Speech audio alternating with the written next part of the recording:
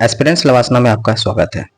दोस्तों, हम लोग एडिटोरिया जो 15 दिनों का अर्ध मंथली जो जारी किया जा रहा है, काफ़ी इम्पोर्टेंट मैगजीन हो जाता है और यहाँ पे हम लोग कंटिन्यू देखते आ रहे हैं और लगातार ये है आपका 16 से 31 जनवरी तक का है।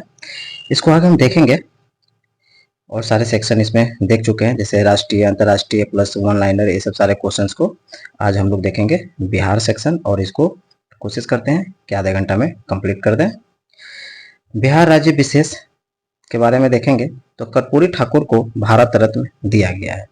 इनके बारे में थोड़ा जान ले क्या है। तो बिहार के पूर्व मुख्यमंत्री कर्पूरी ठाकुर को मरणोपरांत 49वें भारतीय रत्न से सम्मानित किया गया। इसकी घोषणा 100वीं जयंती पर की गई। नंबर ऑफ अवार्ड याद रखना है 49 याद रखना है। कर्पूरी ठाकुर भारत रत्न पाने वाले बिहार के 5वें व्यक्ति है। इससे पहले डॉक्टर विद्यानंद राय को मिला, फिर राजेंद्र प्रसाद को, जयप्रकाश नारायण, बिस्मिल्लाह खान को भारत रत्न से नवाजा गया। ये चारों नाम याद रखना है। किसको किसको? डॉक्टर विधान राय, डॉक्टर राजेंद्र प्रसाद, जयप्रकाश नारायण, बिस्मिल्लाह खान को। आगे देखते हैं कर्पूरी ठाकुर जी के बारे में थोड़ा जानने की कोशिश करते हैं। कर्पूरी ठाकुर जिन्हें जननायक भी कहा जाता है, एक प्रमुख भारतीय राजनीतिक थे जिन्होंने 1970 से 71 और 77 से 79 तक 2 बार बिहार के 11वें मुख्यमंत्री के रूप में कार्य किए। ये नंबर ऑफ सिस्टम याद रखना है। 11वें मुख्यमंत्री 70 से 71 और 77 से 79 तक ले, ये डेट भी याद रखना है। इनके जीवन के बारे में देख लेते हैं। तो कर्पूरी जी का जन्म 14 जनवरी 1924 को हुआ। 24 जनवरी 1924 समस्तीपुर के पितौंजिया गांव में हुआ था। कर्पूरी जी के पिता एक किसान थे और वे नाई के भी काम करते थे। कर्पूरी जी ने अंग्रेजी सरकार के विरुद्ध भारत छोड़ो आंदोलन में हिस्सा लिया था तथा वे जेल भी गए। राजनीतिक सफर अगर क्या है उनके बारे में तो देखते हैं। वे एक स्वतंत्रता सेनानी और कट्टर समाजवादी थे जिन्होंने जयप्रकाश नारायण, डॉक्टर राम मनोहर लोहिया तथा रामानंद जैसे दिग्गजों के मार्गदर्शन में काम किया। उन्होंने अपनी राजनीतिक यात्रा प्रजा सोशलिस्ट पार्टी के साथ शुरू की और बाद में खुद को जनता पार्टी के साथ जोड़ दिया। 1952 में सोशलिस्ट पार्टी के उम्मीदवार के रूप में ताजपुर निर्वाचन क्षेत्र से बिहार विधानसभा के सदस्य के रूप में चुना गया। VVI पॉइंट है, याद रखना है। 1952 में पहली बार सोशलिस्ट पार्टी के उम्मीदवार के रूप में किस निर्वाचन क्षेत्र से? तो ताजपुर निर्वाचन क्षेत्र से विधानसभा बना। इस पॉइंट को दिमाग में रखें, भूलना नहीं है, इंपॉर्टेंट हो जाता है। 1970 की बात करते हैं तो बिहार के पहले गैर कांग्रेसी समाजवादी मुख्यमंत्री बनने से पहले उन्होंने बिहार के मंत्री और उप मुख्यमंत्री के रूप में भी कार्य कर चुके थे। आगे देखेंगे इनके आगे क्या है। योगदान की बात करेंगे तो मुंगेरी लाल आयोग की रिपोर्ट को लागू करना इनका योगदान रहा। इस रिपोर्ट ने बिहार में पिछड़े वर्गों के लिए नौकरी में आरक्षण की सिफारिश भी की। 1978 में उन्होंने एक अभूतपूर्व आरक्षण मॉडल पेश किया जिसमें OBC, EBC, महिला और उच्च जातियों के बीच आर्थिक रूप से पिछड़े वर्गों के लिए विशिष्ट कोटा के साथ 26% आरक्षण आवंटित किया, जिसमें OBC के लिए 12%, आर्थिक रूप से पिछड़े OBC के लिए 8%, महिलाओं के लिए 3%, उच्च जातियों के आर्थिक रूप से वंचित ग्रुपों के लिए 3% शामिल था। शिक्षा सुधार के रूप में शिक्षा को और अधिक सुलभ बनाने के उद्देश्य से मैट्रिक परीक्षाओं के लिए अंग्रेजी को अनिवार्य विषय के रूप में हटा दिया। इंजीनियरों के लिए नौकरी का अवसर की बात करते हैं तो सरकारी अनुबंधों में बेरोजगार इंजीनियरों के लिए अधिमान्य उपचार की शुरुआत की, जिसमें लगभग 8000 इंजीनियरों को रोजगार मिला था। शराब पर प्रतिबंध की बात करेंगे तो शराब के दुरुपयोग से उत्पन्न सामाजिक समस्याओं के समाधान के लिए शराब के सेवन पर प्रतिबंध भी लागू किया। हिंदी के अनिवार्यता में राज्य के सभी विभागों में हिंदी में काम करने का अनिवार्य बनाया। कर्पूरी ठाकुर के कुछ प्रमुख नारे भी थे, जैसे कि अधिकार चाहो तो लड़ना सीखो, अधिकार चाहो तो लड़ना सीखो, पग पग पर तुम अड़ना सीखो, जीना है तो मरना सीखो। एक ये उनका नारे थे।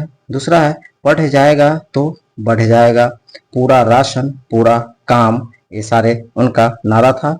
एक और है संसोपा, संसोपा ने बांधी गांठ, पिछड़ा पावे 100 में साठा, ये नारा इनका था। इंपॉर्टेंट हो जाता है, शायद कहीं पूछ दे तो दिमाग में रहना चाहिए।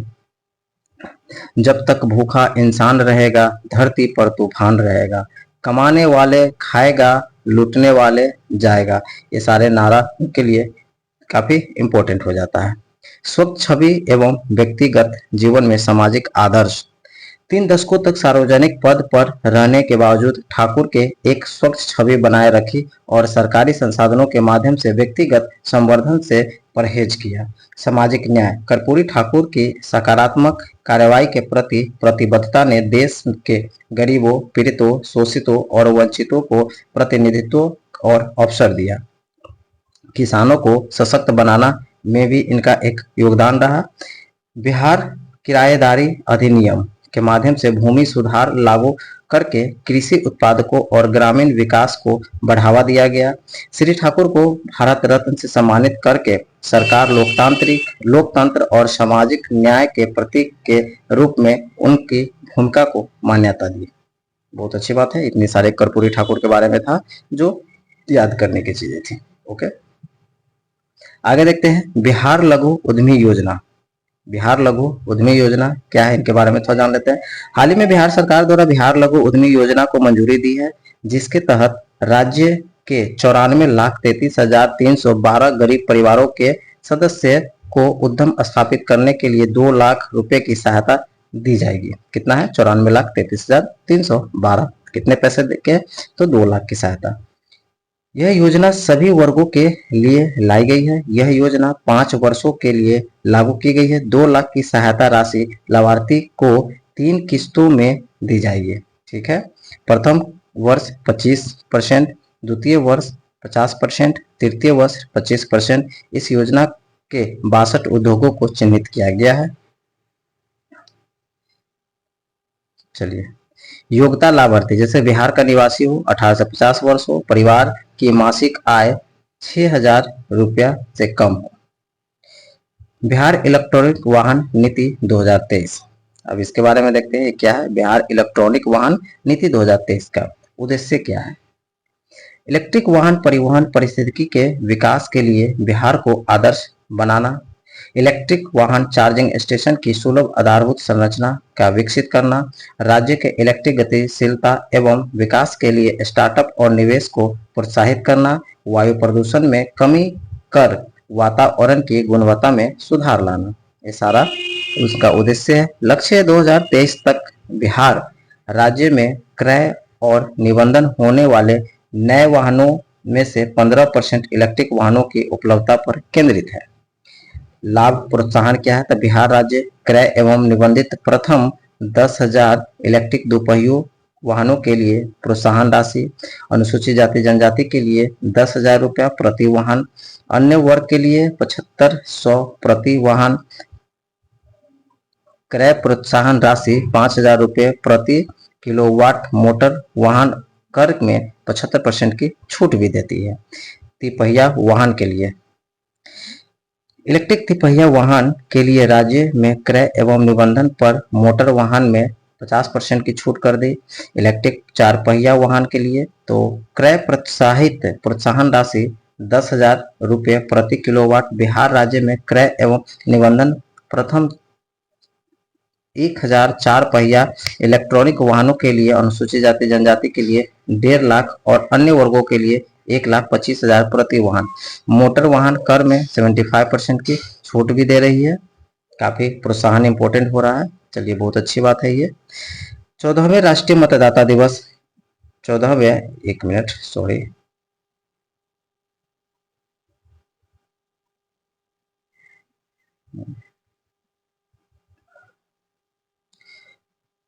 राष्ट्रीय मतदाता दिवस 2024 के मौके पर पटना सहित 3 जिलों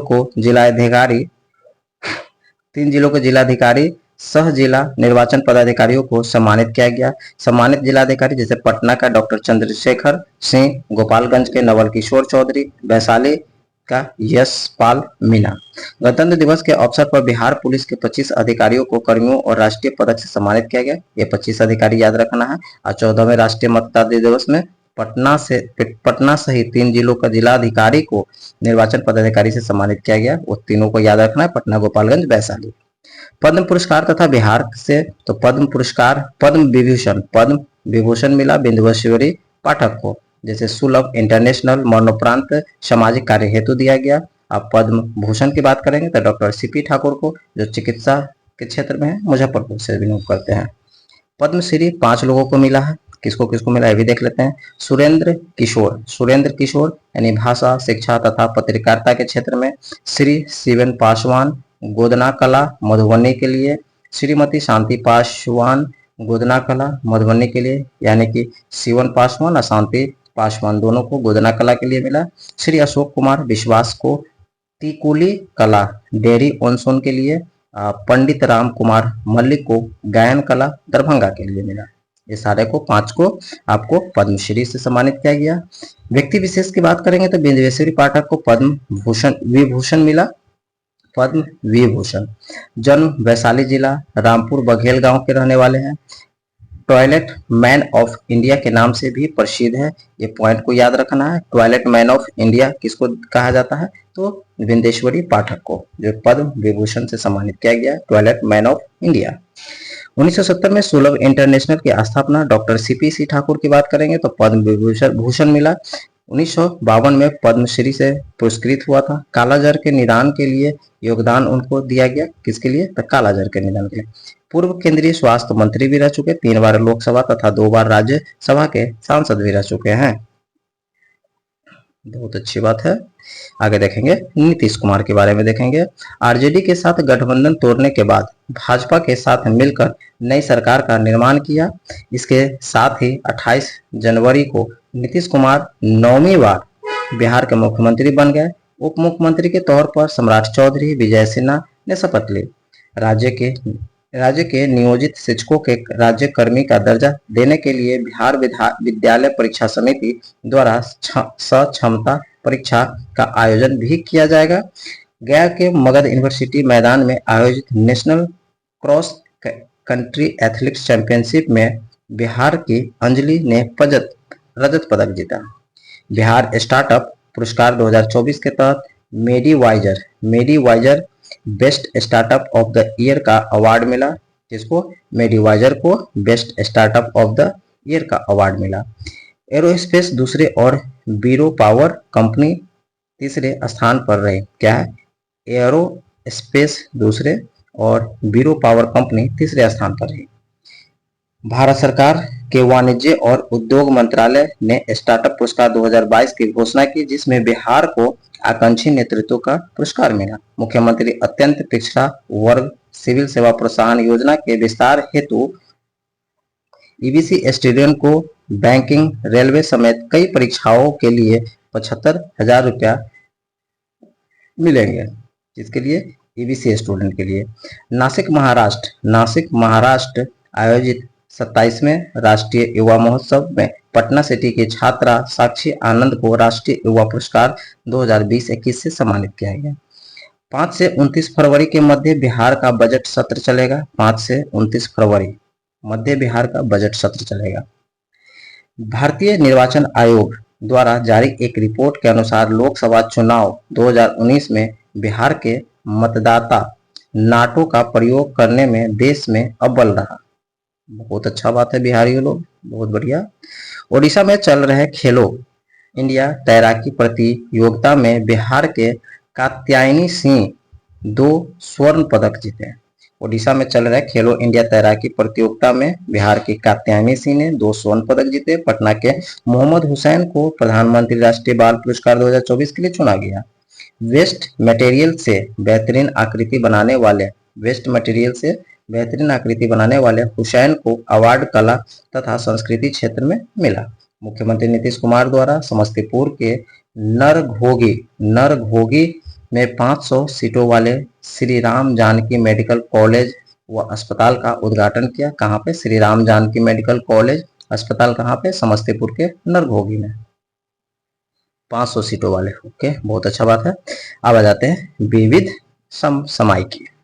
विविध समसामयिकी में देखेंगे पद्म पुरस्कार से ही देखेंगे। पद्म पुरस्कार पहली बार 1954 में दिया गया, याद रखना है।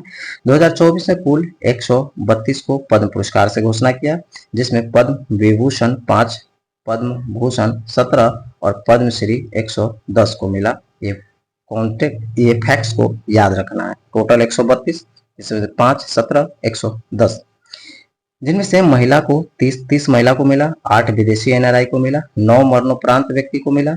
ये भी पॉइंट को याद रखें।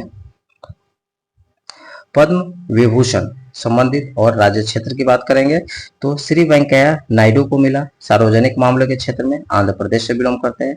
बिंदुश्री पाठक को मिला, मरणोपरांत मिला, सामाजिक कार्य है जो बिहार है।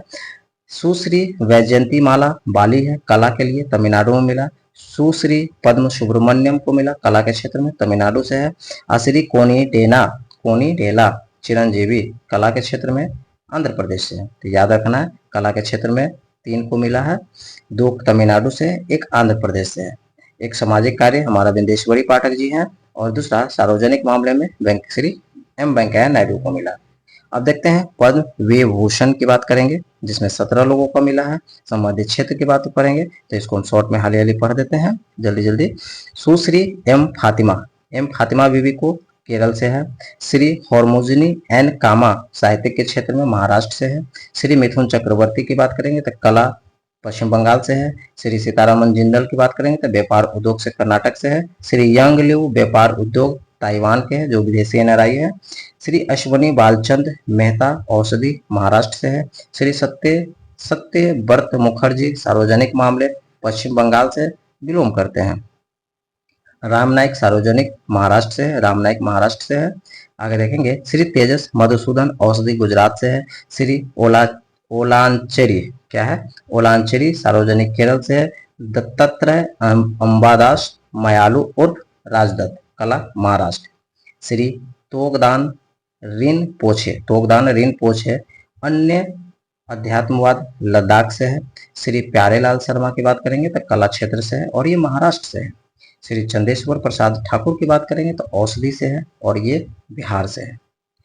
श्री सुश्री उत्थुपा क्या है, सुश्री उषा उत्थुप कला क्षेत्र में पश्चिम बंगाल से है। विजयकांत कला क्षेत्र तमिलनाडु से है। कुंदल व्यास साहित्य एवं शिक्षा पत्रकारिता महाराष्ट्र से है।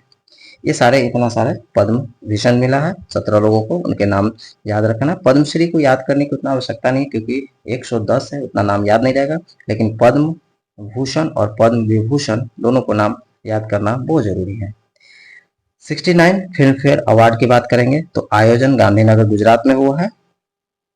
69 गांधीनगर गुजरात में हुआ। सर्वश्रेष्ठ फिल्म की बात करेंगे तो आपका 12th फेल को मिला, किसमें 69 फिल्म फेयर अवार्ड की बात करेंगे गांधीनगर गुजरात में, सर्वश्रेष्ठ फिल्म 12th फेल।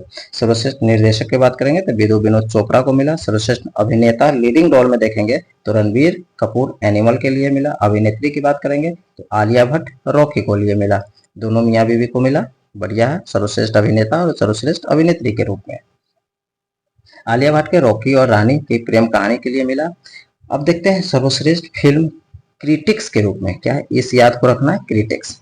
और सर्वश्रेष्ठ फिल्म क्रिटिक्स जोरम। सर्वश्रेष्ठ अभिनेता क्रिटिक्स में विक्रांत मेसी। सर्वश्रेष्ठ अभिनेत्री की बात करेंगे तो रानी मुखर्जी। सर्वश्रेष्ठ अभिनेता सहायक की बात करेंगे तो विक्की कौशल की बात करेंगे। सर्वश्रेष्ठ प्लेबैक सिंगर की बात करेंगे तो भूपिंदर बल जो एनिमल के लिए मिला है। ओके, फिर करेंगे सर्वश्रेष्ठ प्लेबैक सिंगर महिला की बात करें तो शिल्पा रावल पठान के लिए। राष्ट्रीय बाल पुरस्कार की बात करेंगे तो राष्ट्रपति द्रौपदी मुर्मू ने दिल्ली में आयोजित समारोह में 19 बच्चे को प्रधानमंत्री राष्ट्रीय बाल पुरस्कार से प्रदान किया। अभिनेत्री आलिया भट्ट को रियाद यानी सऊदी अरब में हुए जॉय अवार्ड 2024 यानी कि ऑगनेरी एंटरटेनमेंट मेकर्स अवार्ड से सम्मानित किया। यह उपलब्धि हासिल करने वाली पहली अभिनेत्री है, बहुत अच्छी बात है। Joy award 2024 honorary entertainment makers award. Emmy award के बारे में देखेंगे, ये सब इंपॉर्टेंट हो जाता है एग्जाम व्यू से। एमी अवार्ड खाली सिर्फ नाम याद रखना है, Emmy award 2024 best drama series Succession, best comedy series the Bear, best anthology Beef. Succession के एक्टर किरण कल्विन और सारा स्नोक ने क्रमशः बेस्ट एक्टर और actress in drama series the Bear के जेरेमी एलन व्हाइट ने best actor in comedy series में पुरस्कार जीता। एमी अवार्ड को याद रखना है। खेल से जुड़ा हुआ कुछ क्वेश्चन है, जैसे भारतीय टेनिस खिलाड़ी रोहन बोपन्ना पुरुष युगल विश्व नंबर 1 रैंकिंग में हासिल करने वाला सबसे उम्रदराज खिलाड़ी बन गया रोहन बोपन्ना। क्या पुरुष युगल में टेनिस खिलाड़ी में सबसे उम्रदराज खिलाड़ी बन गया। बीसीसीआई ने रवि शास्त्री और फारूक इंजीनियर को colonel CK Nayudu lifetime achievement पुरस्कार दिया। आईसीसी 2023। आईसीसी पुरुष क्रिकेटर ऑफ द ईयर तो पैट कमिंग्स जो ऑस्ट्रेलिया के, आईसीसी पुरुष cricketer of the year 2023 Pat Cummins Australia के। आईसीसी पुरुष टेस्ट क्रिकेट, यहाँ आईसीसी पुरुष cricket of the year, ICC test cricket of the year 2023 तो उस्मान ख्वाजा, ये भी ऑस्ट्रेलिया से है। आईसीसी महिला क्रिकेट वर्ष 2023 रचेल हेहो फ्लेंट इंग्लैंड से। आईसीसी पुरुष टी20 cricket of the year 2023 Surya Kumar Yadav Bharat से हैं। आईसीसी महिला टी20 क्रिकेट ऑफ द ईयर हेले मैथ्यूज वेस्ट इंडीज का है। भारत के रोहन बोपन्ना और ऑस्ट्रेलिया के मैथ्यू एबडेन की जोड़ी ने ऑस्ट्रेलिया ओपन टेनिस टूर्नामेंट के पुरुष युगल डबल्स खिताब जीत लिया। रोहन बोपन्ना 43 वर्ष में ग्रैंड स्लैम जीतने वाले सबसे अधिक उम्र के खिलाड़ी बन गया है। ऑस्ट्रेलिया ओपन की बात करेंगे तो इसमें ऑस्ट्रेलिया ओपन में विजेता पुरुष में बात करेंगे तो यानिक सिनर इटली के हैं और महिला में एरिना सावालेंका बेलारूस के हैं। उपविजेता की बात करेंगे तो डेनियल मेदवेदेव रूस के हैं और झेंग किनवेन चीन के हैं। ओके, ओमान के मस्कट में FIH फी हॉकी 5S महिला विश्व कप के फाइनल में नीदरलैंड ने भारत को 7-2 से पराजित किया। ओमान के मस्कट में आयोजित FIFA hockey FIH hockey 5S महिला विश्व कप फाइनल में नीदरलैंड ने भारत को 7-2 से पराजित किया। फीफा अध्यक्ष जियानी इन्फैंटिनो, फीफा के अध्यक्ष है जियानी इन्फैंटिनो को दुबई में वर्ष 2023 के अंतरराष्ट्रीय खेल व्यक्तित्व पुरस्कार से सम्मानित किया। बहुत अच्छा बात है, आगे देखेंगे और क्या क्या है। सर्वश्रेष्ठ फीफा फुटबॉल पुरस्कार 2023 में क्या, सर्वश्रेष्ठ फीफा फुटबॉल 2023 में पुरुष के रूप में लियोनेस मेसी को मिला और महिला में एटेना बोनामती स्पेन को मिला। फीफा फुटबॉल पुरस्कार 2023 सर्वश्रेष्ठ में पुरुष में मेसी और महिला में बोनामती। ओके, भारत के 18 वर्षीय शतरंज खिलाड़ी रमेश बाबू प्रज्ञानंद टाटा स्टील स्पर्धा में विश्व 18 वर्षीय शतरंज खिलाड़ी रमेश बाबू प्रज्ञानंदन ने टाटा स्टील स्पर्धा में विश्व चैंपियन शतरंज खिलाड़ी डिंग लिरेन को द्वारा कर भारत के नंबर 1 शतरंज खिलाड़ी बने। हिमा दास और पूर्व CGI रंजन गोगोई को क्रमशः असम सौरभ और असम वैभव पुरस्कार दिया। हिमा दास और रंजन गोगोई को क्या क्या मिला, हिमा दास को असम सौरभ और रंजन गोगोई को असम वैभव पुरस्कार से सम्मानित किया गया। कुछ महत्वपूर्ण दिवस के बारे में देखेंगे तो 23 जनवरी को कौन सा दिवस मनाया जाता है, तो पराक्रम दिवस जो नेताजी सुभाष चंद्र बोस की जयंती पर मनाया गया। 24 जनवरी को राष्ट्रीय बालिका दिवस 2008 से प्रारंभ किया गया। अंतर्राष्ट्रीय शिक्षा दिवस भी होता है 24 जनवरी को। 25 जनवरी को राष्ट्रीय मतदाता दिवस जिसका विषय है वोट जैसा कुछ नहीं वोटर जरूर डालेंगे, वोट जैसा कुछ नहीं वोट जरूर डालेंगे। ये 24 का थीम रहा। 25 जनवरी को राष्ट्रीय पर्यटन दिवस जिसका विषय है सस्टेनेबल जर्नी टाइमलेस मेमोरीज। 27 जनवरी को अंतर्राष्ट्रीय प्रलय स्मरण दिवस। 26 जनवरी को गणतंत्र दिवस जिसका विषय रहा विकसित भारत और भारत की मातृक, भारत लोकतंत्र की मातृक। 26 जनवरी का विषय क्या रहा, तो विकसित भारत और भारत लोकतंत्र की मातृक। उत्सव की बात करेंगे तो अंतर्राष्ट्रीय ऊंट उत्सव की बात करेंगे तो बीकानेर राजस्थान में। गंगा सागर कुंभ मेला की बात करेंगे तो पश्चिम बंगाल में। पोंगल की बात करेंगे तमिलनाडु में।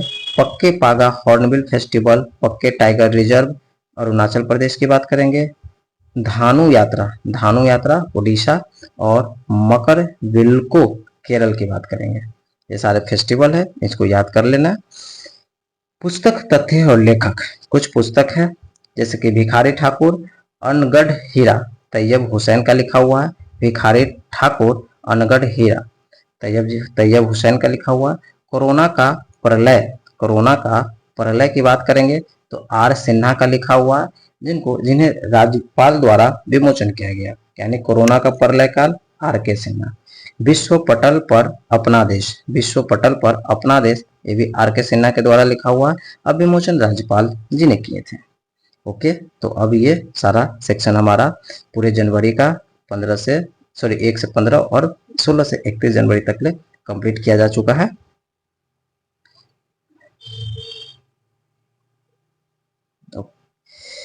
तो इस सारा सेक्शन हम लोग कंप्लीट कर लिए 16 जनवरी से लेकर 31 जनवरी तक ले। ओके, तो प्लीज़ इसको लाइक करें, सब्सक्राइब करें, अच्छा लगे तो कमेंट जरूर करें। थैंक यू दोस्तों।